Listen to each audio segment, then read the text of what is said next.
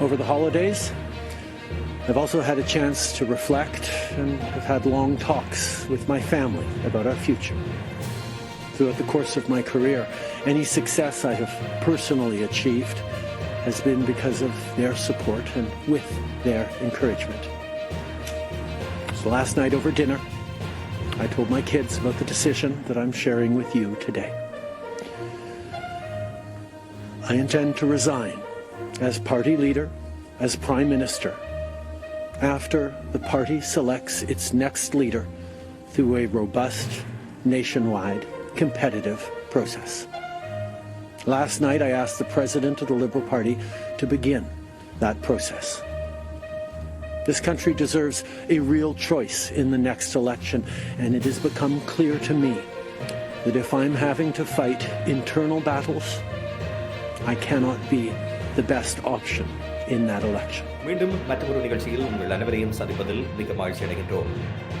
புதிய ஆண்டில் பல தகவல்கள் வெளிவந்து கொண்டிருக்கின்ற நிலையில் ஆட்சி மாற்றம் ஒன்று வரும் என்றும் எதிர்பார்க்கப்படுகின்றது. ஜஸ்டின் ட்ரூடோ வீட்டுக்கு போகக்கூடிய வாய்ப்புகள் இருப்பதாக தெரிவிக்கப்படுகின்றது. நம்பிக்கையில்லா தீர்மானம் ஒன்று வெற்றி பெற்றால் இது சாத்தியமாகக்கூடிய ஒன்றாக இருக்கும். இது நிச்சயமாக தமிழர்களுக்கு கவலை தரக்கூடிய ஒரு செய்தியாகவும் இருக்கும். காரணம், கோவிட் காலத்தில் ஜஸ்டின் ட்ரூடோவை புகழ்ந்து பாடல்களை பாடியவர்களுக்கு நிச்சயமாக கவலையை தரக்கூடிய ஒன்று, அல்லது அதனை சந்தோஷமாக அவரை வழிவகுக்கக்கூடிய, வழி அனுப்பி வைக்கக்கூடிய ஒரு நிலையாக அதனை மாற்றுவார்களா என்ற கேள்வியும் இருக்கின்றது. ஐயா துரை என்று பாடலை, சினிமாவில் வந்த பாடலை ஜஸ்டின் ட்ரூடோவுக்கு பாடி மகிழ்ந்தவர்கள் தமிழர்கள். ஆகவே அவர்கள் இப்பொழுது நன்றி மறந்து விட்டார்களா என்ற கேள்விகளை கூட பலர் எழுப்புவார்கள். ஏன் இவ்வாறு ஜஸ்டின் ட்ரூடோவுக்கு ஒரு சோதனை காலம் வந்தது என்று பார்க்கின்ற பொழுது பல விடயங்களை அவர் செய்திருக்கின்றார். அது நன்மை தரக்கூடிய விடயங்களாக இருந்தாலும் சில விடயங்களில் ஏற்பட்ட தவிர்க்க முடியாத அல்லது ஒரு திட்டமிடாத வகையில் அவர் நகர்த்திய நகர்வுகள் இன்று ஒரு பாரதூரமான சிக்கலை பல தளங்களிலும் ஏற்படுத்தி இருப்பதை பார்க்கக்கூடியதாக இருக்கும். அவர் இப்பொழுது இந்த பிரதமர் பதவியை விட்டு விலகக்கூடிய ஒரு நிலையையும் அது ஏற்படுத்தி இருக்கிறோ என்ற ஒரு சந்தேகம் எழுந்திருக்கின்றது. அதே நேரத்தில் அவருடைய கட்சியில் இருக்கின்றவர்களே அவரை வீட்டுக்கு செல்லுமாறு அழைக்கின்ற ஒரு சூழலும் கனேடிய அரசியல் மட்டத்தில் பேசப்படுகின்ற ஒரு செய்தியாக மாறி இருக்கின்றது. சர்வதேச உறவிலும் கூட சில விடயங்களை பார்க்கின்ற பொழுது ஜஸ்டின் ட்ரூடோவினுடைய அணுகுமுறை என்பது நிச்சயமாக பல நாடுகளுக்கும் பிரச்சனையை தரக்கூடிய ஒன்றாக மாறி இருக்கின்றது. இதுவரை காலமும் கனடா என்பது ஒரு செல்ல பிள்ளையாக, ஒரு நட்பு நாடாக பார்க்கப்பட்ட நாடு. ஆனால் அந்த நிலை என்பது உலக நாடுகள் மத்தியிலும் இன்றைய சூழ்நிலையில் இல்லாத ஒரு நிலை காணப்படுகின்றது. இவை எல்லாம் ஒட்டுமொத்தமாக கனேடியர்கள் மீது ஒரு சுமையாக சுமத்தப்பட்டிருக்கின்ற ஒரு ஐயத்தை ஏற்படுத்தி இருக்கின்றது. ஆகவே இது குறித்து நாங்கள் இன்றைய நிகழ்ச்சியில் பேச இருக்கின்றோம். ஐயாத்துரை பற்றி பேசுவதற்காக இப்பொழுது எங்களோடு முரளி மகா இணைந்திருக்கின்றார். அவரை சந்திப்போம். வணக்கம் முரளி. வணக்கம். ஆமாம், ஜஸ்டின் ட்ரூடோ என்று எல்லோரும் அந்த பெயரை உச்சரித்த உடனேயே அவர் தமிழர்களுக்கு விருப்பமான ஒருவராகத்தான் இருப்பார். காரணம், அவருடைய வசீகர தன்மை மற்றும் அரசியலில் அவர் ஒரு இளையவராக களம் புகுந்த விடயங்கள் எல்லாம் மக்கள் மனதில் இடம் பிடிக்க வைத்த ஒன்றாக இருந்தது. அது தமிழர்கள் மத்தியில் அல்லாமல் உலகளாவிய ரீதியில் ஒரு செல்வாக்கு மிக்க தலைவராக பார்க்கப்பட்ட ஜஸ்டின் ட்ரூடோவுக்கு இன்றைய நிலையை பார்க்கின்ற பொழுது ஒரு நிச்சயமாக கனேடியராக கவலை கொள்ளக்கூடிய ஒரு நிலைதான் ஏற்பட்டிருக்கின்றது என்பதனை பார்க்கலாம். கவலை என்பதை விட பரிதாபமாக இருக்கிறது. நீங்கள் பார்த்திருக்கிறது தெரியாது, அண்மையில் அவர் வெக்கேஷனுக்கு பிரிட்டிஷ் கொலம்பியா சென்ற பொழுது ஒரு பெண்மணி அவரை பார்த்து நாகரிகமாக கை கொடுத்து விட்டு அநாகரிகமான ஆபாச வார்த்தையை பேசி யூ சக்கன்னு முடித்திருந்தார். அவ்வளவுக்கு ஒரு நிலையை அவர் உருவாக்கி விட்டிருந்தார். ஆனால் அதற்காக அவர் எல்லாமே 10 வருட ஆட்சி என்றது ஒரு பாராளுமன்ற ஆட்சி முறையில், நீங்கள் இங்கு மட்டுமல்ல, நீங்கள் இதை நாங்கள் யூகேயில் பார்த்திருக்கிறோம். பாராளுமன்ற ஆட்சி முறையில் மிக நீண்ட காலமாக ஆட்சி செய்தால் பெரும்பாலும் வெளியேறுகிறவர்கள் அநாகரிகமாகவே வெளியேற்றப்படுவார்கள். அதுதான் நடக்கிறது. இது ஜஸ்டின் ட்ரூடோவுக்கு மட்டுமல்ல, தந்தைக்கு தான் நடந்திருக்கிறது. ஆனால் இவர் ஒரு ஸ்டபர்னான ஆளா இருக்கிறார், வெளியேற்ற மாட்டேன் என்று. ஆனால் அதற்காக அவர் செய்தது நன்மைகளையும் நாங்கள் மறந்துவிடக் கூடாது. அப்ப ஒவ்வொரு விடயமாக பார்ப்போம் நினைக்கிறேன். இது நாங்கள் அவரை எங்கள் வீடு விடுப்பு துறையில் என்னத்த மாற்றத்தை அவர் குழந்தார் என்பதை நாங்கள் கவனிப்போம். அதுவும் எங்களுக்கு முக்கியமானதாக ரியல் எஸ்டேட் ஏஜென்டாக. நீங்கள் பார்த்தீங்கன்னா தெரியும், ட்ரூடோவினுடைய ஆட்சி காலத்தில் தான் அந்த குழந்தைகளுக்கான பெனிஃபிட்ஸை டாக்ஸ் இல்லாமல் கொண்டு வந்தார். ஸ்டீபன் ஹாவர் விட்டு போகும்பொழுது உங்களுக்கு குழந்தை பெனிஃபிட்ஸுக்கு டாக்ஸ் பேபிளாக இருந்தது. நீங்கள் குழந்தை பெனிஃபிட்ஸ் எடுத்தால் கூட நீங்கள் டாக்ஸ் பே பண்ண வேண்டிய சூழ்நிலையை அவர் உருவாக்கி விட்டிருந்தார். ஆனால் ட்ரூடோ வந்து அதன் பேரை மாற்றி அதுக்குரிய டாக்ஸையும் உருவாக்குறது முதலாவதாக நன்றாக செய்தார். இரண்டாவது விடயம் அவர்கள் சிபிபி கேண்டியன் பென்ஷன் பிளான் வந்து ஓய்வூதியத்துக்கு நீங்கள் செலுகிற அளவினுடைய அளவை மாற்றினார். நீங்கள் விரும்பிய அளவு போடலாம் என்று சொல்லி சொன்னார். முந்தைய குறிப்பிட்ட அளவு உழைக்கும் போது அது குறிப்பிட்ட அளவு மட்டும்தான் போட முடியும் என்ற நிலை இருந்தது. அவருடைய ஆட்சி காலத்தில் நீங்கள் எக்ஸ்ட்ரா போட்டு வைக்கலாம் அல்லது செல்ஃப் எம்ப்ளாய்டாக போடலாம் என்ற நிலையை உருவாக்கினார். அது அவர் செய்த இரண்டாவது நன்மை என்று சொல்லலாம். மிக முக்கியம் ராம் சொன்ன மாதிரி ஐயாச்சாமி ஐயாத்துறை அந்த அந்த பாடலை பாடுற அளவுக்கு பெண்டமிக் காலங்களில் எல்லாருக்குமே பணத்தை கொடுத்து கனடாவிலே அந்த பெண்டமிக் கட்டுப்பாட்டில் வைத்திருந்த பெருமை ட்ரூடோவை சார். அவர் அதை பிழையாக செய்துட்டார் என்று பிற்காலங்கள் அது தவறாக வந்தாலும் கூட அந்த கால பகுதியில் மக்களை வெளியேற்றாது உள்ளே வைத்து அவர்களுடைய பணங்களை வழங்கி ஓரளவு நாட்டுடைய எல்லாமே தொற்றை கட்டுப்பாட்டில் வைத்திருந்தார். அப்பொழுது புகழ்ந்த மக்கள் இப்பொழுது ஐயோ சாமி போன காணும் என்ற அளவுக்கு அவருடைய நிலைமை ஆகிவிட்டது. ஆமாம், இந்த பொறுப்பை மக்களும் ஏற்றுக்கொள்ள வேண்டிய ஒரு நிலையில் இருக்கிறார்கள். காரணம் என்னென்றால் அவர் வழங்கிய அந்த கடன் வசதி அல்லது உதவித்தொகையை பெற்று பின்னர் செலுத்தாமல் இருப்பவர்கள் இப்பொழுது அதிகம். அதே நேரத்தில் வியாபார கணக்குகளில் இவ்வாறான உதவித்தொகையை பெற்று அந்த வியாபாரங்களை மூடிவிட்டு இன்று புதிய பெயர்களில் வியாபாரத்தை ஆரம்பித்து நடத்துபவர்களும் இருக்கின்றார்கள். ஆகவே இந்த கனேடிய பொருளாதார சீர்குலைவுக்கு அவர்களும் ஒரு பங்கு கொண்டிருக்கின்றார்கள் என்பதனை நாங்கள் ஏற்றுக்கொள்ள வேண்டும். ஆனால் அந்த பொறிமுறையை அவர் சரியாக கையாளவில்லை என்பதுதான் இங்கே ஒரு தலைமைத்துவத்தில் அதை சிறப்பாக அவர் கையாளவில்லை என்ற ஒரு விடயம் இருக்கின்றது. ஒரு அவசர கால நடவடிக்கையாக எடுக்கப்பட்ட விடயத்தில் அவர் அவ்வாறு துரிதமாக செயற்பட்டிருந்தார் என்ற ஒரு விடயத்தை வைத்துத்தான் இப்பொழுது இந்த விடயங்கள் பேசப்பட்டு வருகின்றன. இன்னொரு நல்ல விடயத்தையும் அவர் செய்திருந்தார். அதாவது உச்ச வரி வரம்பை மாத்தினார். 2050 மேற்பட்ட ஆட்களுக்கு முந்தைய ஒரே அளவு வரி சிஸ்டம் இருந்தது. அந்த சிஸ்டத்தை மாத்தினார். அது நன்மைகள் இன்னொன்றாக சொல்லலாம். அது அவ்வாறே குடிபானங்களுக்கு மற்றது ஆடம்பர பொருட்களுக்கான வரியை கூட்டினார். மிக முக்கியமாக அண்மையில் நாங்கள் பார்த்திருக்கிறோம், பலருக்கு அந்த எங்களுடைய காலப்பகுதியில் நாங்கள் கனடா வந்த பொழுது பல் மருத்துவம் வாங்குவது மிக சிக்கலான சூழ்நிலை உருவாகியது. நாங்கள் அப்பொழுது லோ இன்கத்தில் இருந்தோம். இப்பொழுது அவர் அதை மாற்றி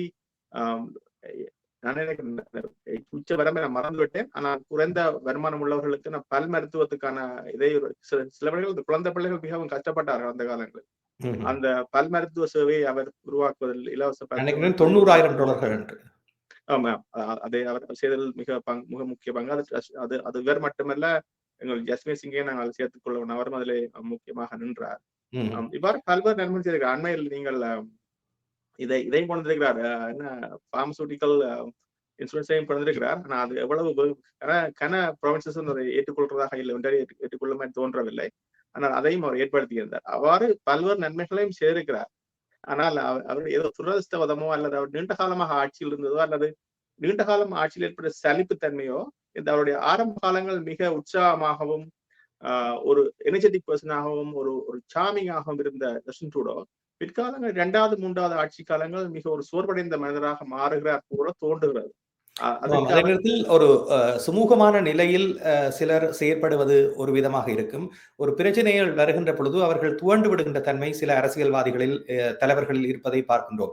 ஒரு சுமூகமாக இயங்கிக் கொண்டிருக்கின்ற பொழுது அவர்களுடைய செயற்பாடு என்பது மிகச் சிறப்பானதாக இருக்கும். ஆனால் சில பிரச்சனைகள் அல்லது இடைஞ்சல்கள் வருகின்ற பொழுது அவர்களுடைய அந்த முன்னைய வீரியத்தன்மை அவர்களிடம் குறைந்து காணப்படுகின்ற ஒரு நிலையும் காணப்படும். ஆகவே இந்த எதிர்த்து நின்று போரிடுகின்ற தலைவர்கள் தான் இவ்வாறான விடயங்களை சிறப்பாக கையாளுவார்கள் என்ற ஒரு விடயம் இருக்கிறது. ஆனால் ஜஸ்டின் ட்ரூடோவை கடந்து இனி வருபவரும் புதியவராக இருக்கும் பட்சத்தில் அவர் எவ்வாறான நடவடிக்கைகள் எடுக்க போகிறார், அவர் இவ்வாறு சிறந்த தலைவராக இருப்பாரா அல்லது பேச்சளவில் மட்டும்தான் அவர் சிறந்த தலைவராக இருப்பாரா என்பதெல்லாம் அவர் ஆட்சிக்கு வந்த பின்னர் தான் மக்கள் அனுபவிக்கக்கூடிய ஒன்றாக இருக்கு. ஜஸ்டின் ட்ரூடோவினுடைய இறுதி காலங்களில் அண்மைகள் மிக மோசமாக அவர் நடந்து கொள்கிறார் போன்றது. பதவி ஆசை இலங்கை நாடுகளுக்கு பதவி ஆசை பிடித்தார் போன்று தோற்றமளிக்கிற அளவிற்கு தான் பதவியை விட்டு போக மாட்டோம் என்று கட்டுப்பிடித்துக் கொண்டிருக்கிறார். அவர் மீது நல்ல ஆரம்ப காலங்களில் நல்ல விஷயங்கள் அவர்கிட்ட இருந்தாலும் கூட பிற்காலங்களில் பல ஊழல் குற்றச்சாட்டுகளும் உருவாகின. அந்த பேண்டமிக் காலங்களில் பொம்பார்டியர் நிறுவனத்துக்கு இவர் வந்து நிறைய அளவு பணங்களை கொடுத்து நிறுவன உற்பத்திக்கு உதவி செய்தார். அது பேர்ந்து உதவி செய்த பொழுது அந்த நிறுவனத்துடைய சிஇஓ வந்து நிறைய அளவு பெனிஃபிட்ஸை எடுத்துக்கொண்டு வெளியே போன கதையும் அவ்வாறு நிறைய பேர் லே ஆஃப் கொடுத்ததும் அந்த காலங்களில் பேசப்பட்டிருந்தது. அது அவருக்கு ஒரு சர்ச்சையை உருவாக்கியது. ஆனா என்ன சர்ச்சை என்றால், அந்த நிறுவனத்தினுடைய அந்த பழைய சிஇஓவையோ அல்லது எக்ஸிக்யூட்டிவ் ஆஃபீஸரையோ தன் தந்தையாருடைய சேரிட்டபிள் ஆர்கனைசேஷனுக்கு, தந்தையார் பேரோல் சேரிட்டபிள் ஆர்கனைசேஷனுக்கு அவர் பொறுப்பாக போட்டார். அப்பொழுதுதான் இவர் சில வேளைகள் ஊழல் செய்திருக்கலாம் என்ற சர்ச்சை உருவாகினது. அது மட்டும் இல்லாமல் இவர் வந்து அஹாக்கான் என்று சொல்லி ஒரு ஃபேமஸான ஒரு இஸ்லாமியருடைய ஒரு ஒரு ஒரு ரிசோர்ட்டுக்கு, தனி தீவுக்கு தனியே போயிருந்தார். அதை வந்து பார்லிமெண்டுடைய அந்த எத்திக்கல் கமிட்டிஸ் வந்து விசாரணை செய்தது. ஆனா அது வந்து ஒரு சர்ச்சை. இவர் நான் செய்யவில்லை என்று மறந்தாலும் கூட அவர் வந்து அந்த அளவில் ஊழல் செய்திருக்கலாம், அது எத்திக்ஸை மாறிவிட்டார் என்ற சர்ச்சைகளும் இரண்டாவது ஆட்சி காலங்கள் உருவானது. அதே நேரத்தில் இன்று வன்முறைகள் அதிகமாக இடம்பெறுவதற்கான ஒரு முக்கிய புள்ளியாக ட்ரூடோவை பார்ப்பவர்களும் இருக்கிறார்கள். கூடுதலாக இந்த இளைஞர்கள் மத்தியில் போதை வஸ்து பாவனை அல்லது போதை வசதியினால் இறப்பவர்களுடைய சிந்தட்டிக் ட்ரக்ஸ் உடைய பாவனை இன்று கனடாவில் அதிகரித்திருக்கின்றது. கூடுதலாக பிரிட்டிஷ் கொலம்பியாவில் இருந்து வருகின்ற செய்திகளை பார்க்கின்ற பொழுது தினந்தோறும் இந்த போதை வஸ்து சிந்தட்டிக் ட்ரக்ஸின் காரணமாக இறப்பவர்களுடைய எண்ணிக்கை அதிகமாக இருக்கின்றது. குறிப்பாக கனடாவில் ஒன்டாரியோவில் கூட சில பகுதிகளில் போலீசார் இதை கட்டுக்கு அடங்காத நிலையில் சென்று கொண்டிருப்பதை அவதானித்திருப்பதாக குறிப்பிடுகிறார்கள். ஏனென்றால் நாங்கள் நகரத்தில் இருக்கின்ற பொழுது அதனால் ஏற்படக்கூடிய தாக்கங்கள் பெரிதாக தெரிவதில்லை. ஆனால் மருத்துவமனைகளில் சென்று பார்க்கின்ற பொழுது இவ்வாறு இளையவர்கள் எவ்வாறு இறக்கிறார்கள் என்று பார்க்கின்ற பொழுது இந்த சிந்தட்டிக் ட்ரக்ஸினுடைய பாவனை அதிகமாக இருக்கின்றது. ஆகவே இது ஒரு சர்வ சாதாரணமாக புழங்கக்கூடிய ஒரு விடயமாக மாறியிருப்பதையும் பார்க்கலாம். ஃபோர்ட் கவர்மெண்டும் அண்மையிலாக அவர்கள் அந்த சேஃப் இன்ஜெக்ஷன் சைட்டை க்ளோஸ் பண்ணி கொண்டு வருகிறார்கள். அது ஒரு வகையில் சர்ச்சையான விஷயமா இருந்தாலும் நான் நினைக்கிறேன் அது ஒரு சேஃப் இன்ஜெக்ஷன் சைட்டை வைத்திருப்பதன் மூலமாக என்கரேஜ் பண்றதோ என்றும் நான் சில வழி யோசிக்கிறேன். அவர்கள் பாவனையாளர்களை என்கரேஜ் பண்றதாகவும் இருக்கும். பாவனையாளர்களை பற்றி அதிகம் கவலைப்படுகிற அரசுகள் வந்து பொதுமக்களுடைய பிரச்சனைகளை பற்றி அதிகம் கவலைப்படுவதாக தெரியவில்லை. அது சிக்கல் வருகிறது. இவரை ட்ரூடோனுடைய சொல்லுவார்கள், தமிழாக சொல்லும் பொழுது கஞ்சா வந்து லீகலைஸ் பண்ணினார். இதுல அதாவது மரிவானாவை வைத்திருந்தால் நீங்கள் வந்து முந்தைய குற்றச்செயலாக செய்யப்பட்ட சிறு சிறு குற்றமாக வைத்திருக்கப்பட்டது. ட்ரக்ஸை வைத்திருந்தால் உங்களுக்கு குற்றஞ்சாட்டப்பட்டு உங்களுக்கு ஏழு கிடைப்பதான ஒரு கோர்ட் இருந்தது. அதை அவர் ரிமூவ் பண்றதன் மூலமாக சில வழிகள் கஞ்சா பாவனை அதிகரித்த ஒன்றும் எங்களுக்கு தோன்றுகிறது. அது ஒரு பகுதியில் அல்கஹோல் இருந்தால் அல்கஹோல் பாவனை எப்படி அதிகரிக்கும் என்றால் அதை நீங்கள் லீகலைஸ் பண்ணும் பொழுதுதான் அதை ஓகே எல்லாம் லீகல் என்ன பிரச்சனை என்ற அளவு மனநிலை மக்கள் உருவாகிவிடும். நிறைய பாவனையாளர்கள் வருகிறது. டெக்ஸாக அவர் எடுத்தாலும் கூட சொசைட்டிக்கு அது ஒரு பெரிய பாதிப்பை உருவாக்குகிறது. எனவே அதுவும் ஆரம்பாலங்கள் அது புகழப்பட்டாலும் அதை வைத்தே அவர் வென்றார் முதலாவது ஆட்சி காலத்தில். ஆனால் அதுவே இப்பொழுது வந்து மக்கள் மத்தியில் ஒரு எதிர்ப்புணர்வை உருவாக்கி இருக்கிறது. வேற தவறான வழியில் கொண்டு போய் விட்டு விட்டார் என்று. சரி, இதே போன்று ரியல் எஸ்டேட் என்று எடுத்துக்கொண்டு பல கட்டுமான பணிகள் தொடர்ந்து முன்னெடுக்கப்படுகின்றன. இன்னும் வீடற்றவர்களுக்கான பல வீட்டு வசதி திட்டங்கள் எல்லாம் இந்த அரசாங்கத்தின் மூலமாக செய்யப்படும் என்ற உத்தரவாதமும் அளிக்கப்பட்டு சில கட்டுமான பணிகளும் மேற்கொள்ளப்படுகின்றன. ரியல் எஸ்டேட்டை பொறுத்தவரையில் ஜஸ்டின் ட்ரூடோ நல்லவரா கட்டவரா? இரண்டும் சேர்ந்த ஒரு கலவை. கடவுள்வாதி, மிருகம்வாதி, கலந்து சேர்ந்த கலவை மாதிரி இவர் நல்லதுவாதி, குடத்துவாதி சேர்ந்த கலவைதான். ஆக்சுவலா 2008ஆம் ஆண்டு நினைக்கிறேன் ஸ்டீவன் ஹார்பர் அரசாங்கத்திலேயே இந்த வட்டி விகிதம் மிக குறைவாக வந்துவிட்டது. அந்த காலத்திலிருந்து இவர் 2015 பதவியேற்ற காலம் வரை அது பிறகும் அவர் வட்டி விகிதத்தை கனகாலமாக குறைந்து வைத்திருந்தார். அதனால வீட்டு விலைகள் அதிகரித்தன. எல்லாருக்கும் அஃபோர்டபுளா இருந்தது. 1.1 மில்லியன் 1.5 மில்லியன் 2 மில்லியன் வீடுகளை 2.5 இன்ட்ரெஸ்ட் ரேட் இருக்கும் பொழுது 2% குறை வைக்கும் பொழுது இலகுவாக வாங்கக்கூடிய கூடுதலான விலையில் வீடுகளை வாங்க முற்பட்டதற்கான காரணம் என்று எடுத்துக்கொண்டால் அதுதான் ஒரு காரணமாக இருந்தது. வட்டி வீதம் மிக குறைந்த அளவில் இருக்கின்ற பொழுது மாதாந்த தொகை என்பது ஒரு சாதாரணமாக இப்பொழுது ஒரு சிறிய வீட்டை வைத்திருப்பவர் கட்டக்கூடிய அளவாகத்தான் இருந்தது. ஆகவே எல்லோரும் அது போன்றுதான் எந்த நாளும் இருக்கும் என்று நினைத்தார்கள். அது அந்த நிலை என்பது மாறுகின்ற பொழுதுதான் இப்பொழுது அது பிரச்சனையாகவும் மாறி இருக்கின்றது. அது மட்டும் இல்லாமல் அவர் இந்த பேண்டமிக் காலங்களில் அதிக அளவு பணத்தை அடித்து விட்டார். அது வந்து அப்படிப்பட்ட ஒரு குறைந்த இன்ட்ரெஸ்ட் ரேட் இருக்கும் பணவீக்கத்தை ஏற்படுத்தி விட்டார். பணவீக்கத்தை ஏற்படுத்துவதாக ஒரு குழப்பமான ஒரு எக்கனாமி கொண்டு விட்டு விட்டார். அது எல்லா நாட்களிலும் அது நடந்தன. இப்ப ட்ரூடோவை மட்டும் நாம் முறை சொல்லுவது சரியாக அமையாது.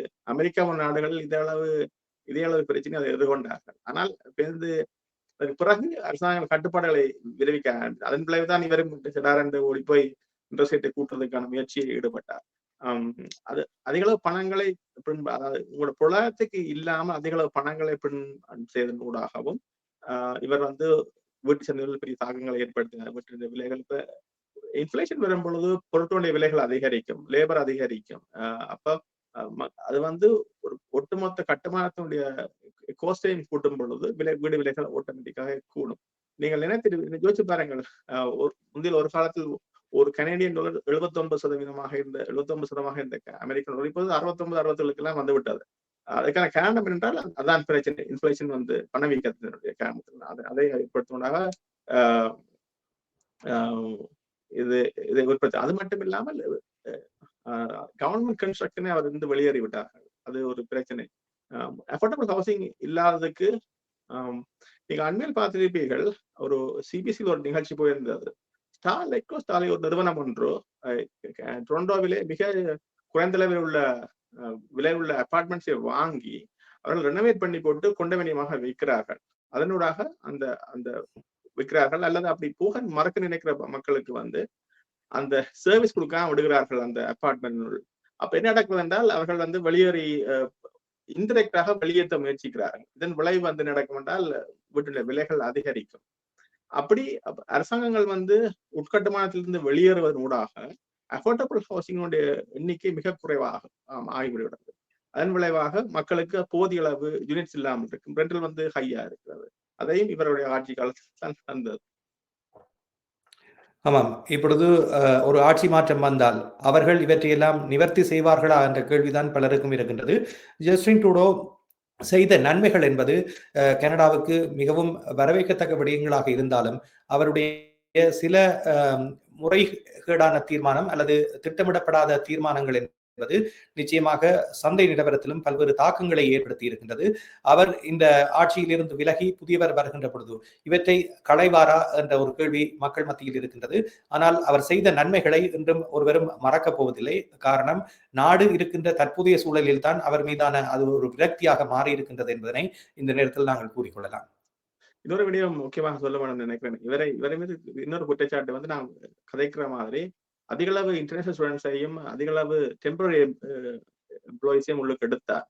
அதனுடைய விளைவாகவும் இவர் எங்களுடைய ரியல் எஸ்டேட் மார்க்கெட்டில் மிக மிக தாக்கத்தை ஏற்படுத்தி விட்டார். அப்படின்னு சொன்னால் ஒரு காலங்கள் மிக ஹை ராக்கெட்டாக போய்விட்டது. அஃபோர்டபிள் இல்லாத டொரண்டோவில் எல்லாம் 2 பெட்ரூம் அபார்ட்மெண்ட் 3200 3300 போய் தான் இதாக இறங்கினார். அப்படி ஒரு அதை ஏற்படுத்தினார். ஆனா இன்னொரு விட்டு சொல்லி வைக்க வேண்டும், ட்ரூடோனுடைய காலப்பகுதி அந்த பேண்டமிக் முடிந்தவுடன் கனடாவில் ஒரு லேபர் ஷார்டேஜ் வந்தது. அதன் விளைவாகத்தான் அவர் அந்த டெம்பரரி எம்ப்ளாயிஸை உள்ளுக்கு எடுத்தார். ஆனா அவர் எடுத்தது சரி என்று சொன்னாலும், அதாவது தண்ணியை திறந்து போட்டு டெப்ப போட்டு தெரியாது அப்படி திறந்து விட்டார். மிகப்பெரிய பிள்ளை. அதாவது கட்டுப்பாடற்ற இமிகிரேஷன் மூலமாகத்தான் வந்த விளைவுதான் இவ்வளவு சிக்கல்களை கொண்டு விட்டிருக்கிறது. அப்ப பொருளாதார சிக்கல். அதே நேரத்தில் இந்த செயின் ரியாக்ஷன் என்று சொல்லக்கூடிய தொழில்துறைகள் இருக்கின்றன. குறிப்பாக உதாரணத்துக்கு ரியல் எஸ்டேட்டை எடுத்துக்கொண்டால் அதனை நம்பி வாழக்கூடிய பலர் இருக்கின்றார்கள். குறிப்பாக இன்று இந்த பொருளாதார மந்த நிலைக்கு இந்த இண்டஸ்ட்ரீஸ் ஒரு ஸ்தம்பிதம் நிலம் அடைந்ததை ஒரு முக்கிய காரணமாக சொல்லலாம். காரணம், இதில் இருந்து இருக்கக்கூடிய மோர்கேஜ் துறை, அதே போன்று வங்கித்துறை, அதே போன்று சட்டவாளர்கள், இவ்வாறு பல துறைகளும் இன்று பாதிக்கப்பட்ட ஒரு சூழ்நிலைக்கு காணப்படுகின்ற நிலை என்பது ஒரு முக்கியமான துறை அடிபடுகின்ற பொழுது ஏனைய துறைகளும் அதனால் பாதிக்கப்படும். அதன் காரணமாக ஏற்பட்ட பொருளாதார பிரச்சனை என்பது கனடாவில் இன்று ஒரு வியாபித்த நிலைக்கு சென்றிருக்கின்றது. இன்னொரு விடயத்தை மிக முக்கியமாக குறிப்பிட 2015ஆம் ஆண்டு இவர் அம்பிஷியஸா ஒரு திட்டத்தை உருவாக்கினார். அதாவது நிறுவனங்களை உட்கட்டுமான பணிகளுக்கு ஒரு வங்கியை உருவாக்கினார். இவரை பற்றி இப்பொழுது சொல்லுகிறார்கள் இவர்கள் பதவியை விட்டு விலகும் பொழுதும், இவருடைய அமைச்சர்கள் பதவியை விட்டு விலகும் பொழுதும் இவரை பற்றி ஒரு கருத்து சொல்லப்படுவது என்றால், இவர் கிட்டத்தட்ட வெளியே ஒரு டெமோக்ராட்டாக காட்டிக்கொண்டு டெமோக்ராட்டாகவும் ஒரு பெண்ணியவாதியாகவும் காட்டிக்கொண்டாலும் கூட இவருடைய ஆபீஸ் தான் முழுமையான கட்டுப்பாடை வைத்திருக்கிறது என்று சொல்லி அமைச்சர்களுக்கான அதிகாரங்கள் அதனால்தான் மிக சீனியர் அமைச்சர்களும் அங்கு அவருடைய ஆட்சி இதில் இருக்க விரும்புவதில்லை. தன்னுடைய கண்ட்ரோலை சென்ட்ரலைஸ் பண்ணி வைத்திருக்கிறார். அதன் விளைவாக என்றால் மக்கள் அவர்களுக்கு அது என்ன முடிவெடுப்பது என்று எடுக்கும் பொழுது அவருடைய இன்புட் வரும் என்ற பயத்திலையும் அமைச்சர்கள் சரியாக முடிவெடுக்க மாட்டார்கள். அதனால் தான் இவர் வெறுக்கப்பட்ட மனிதராக மாறிவிட்டாரோ என்று தோன்றுகிறது. நீண்ட காலமாக அரசியல் இருப்பதனால் விட்டது.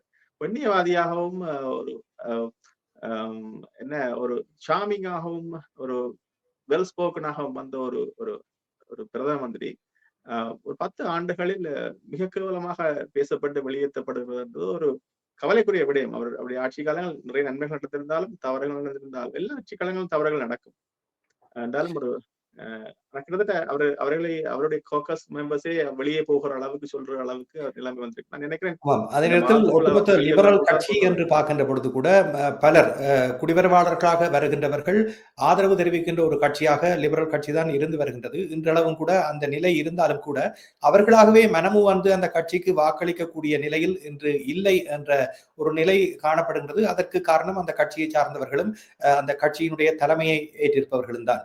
ஏனென்றால் அந்த கட்சிக்குள்ளேயே இப்பொழுது முருகல் நிலை காணப்படுகின்றது. ஜஸ்டின் ட்ரூடோவை விலகுமாறு கோரிக்கை விடுத்தும் பொழுது அவர் விலகாமல் இருப்பது என்பது கட்சியிடையேயும் அதிருப்தியை ஏற்படுத்தி இருக்கின்றது. எவ்வாறு ஒன்டாரியோவில் லிபரல் கட்சி என்பது இல்லாமல் போய் டாக்ஃபோர்ட் தலைமையிலான கன்சர்வேட்டிவ் கட்சி ஆட்சியில் இருக்கின்றதோ அதே போன்ற ஒரு நிலை இப்பொழுது மத்தியிலும் ஏற்பட போகின்றது என்ற நிலைதான் ஏற்பட்டிருக்கின்றது. எனவே சொல்லுவோம் நாங்களும் ஐயா சாமி காணும், ஐயோ சாமி போயிருங்க. ஆமா, இன்றைய நிகழ்ச்சியில் இதை பற்றித்தான் பேசியிருந்தோம். பல விடயங்களை குறிப்பிட்டிருக்கின்றோம். நிச்சயமாக ரியல் எஸ்டேட் துறையிலும் அவருடைய தாக்கம் எப்படி இருக்க போகின்றது என்பதை உங்களுக்கு இந்த நிகழ்ச்சி கொண்டு வந்திருக்கு. அதே நேரத்தில் அவர் செய்த நன்மைகள் பற்றியும் நாங்கள் இந்த நிகழ்ச்சியில் கூறியிருந்தோம். தொடர்ந்து வரும் நிகழ்ச்சிகளிலும் பல விடயங்கள் பற்றி உங்களோடு பகிர்ந்து கொள்ள இருக்கின்றோம். எமது நிகழ்ச்சியை நீங்கள் தொடர்ந்து பார்த்து வருவீர்களானால் உங்களுக்கு பயனுள்ள தகவல்களை நாங்கள் தருவோம். ஆகவே எமது சேனலை சப்ஸ்கிரைப் பண்ணி வைத்துக் கொண்டால் நீங்கள் உடனுக்குடன் நோட்டிபிகேஷனில் எமது புதிய காணொலிகளையும் நீங்கள் பார்வையிடக்கூடியதாக இருக்கும். நிகழ்ச்சியை பார்த்துக் கொண்டிருக்கின்ற உங்கள் அனைவருக்கும் நன்றி. முரளி நிகழ்ச்சியில் கலந்து கொண்டமைக்கு.